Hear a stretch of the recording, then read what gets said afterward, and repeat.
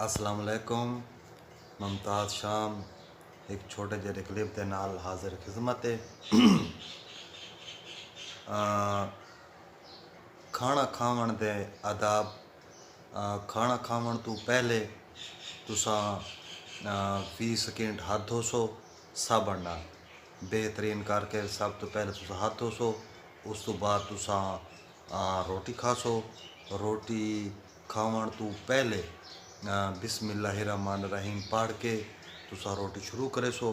उस तो बाद रोटी खावन तो बाद तुसा वत दोबारा 20 सेकंड वत हाथ धोसो। इस तरीके नाल थोड़ा यानी कि ना खावन का निज़ाम ही सैट रहा सी, टेंशन ही न बन सी। अगर कह मेरे भिरा दोस्त रोटी खावनी होवे तब मेरी तरफों वो दावत है, वो आवनी। अज मैं सोबत बड़े पियाँ तो मैं कहा चलो आज मैं ना अज मेरा दिल करना पिया है भाई मैं सोबत बढ़ा के रोटी खावा। तो इस वास्ते मैं सोबत अज बनाई मी।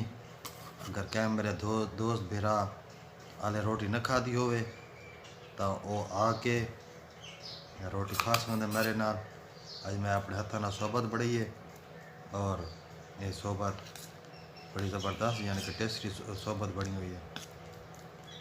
ठीक है, इस नाल क्लिप बनाने इजाज़त दे सो मुमताज़ शाम को।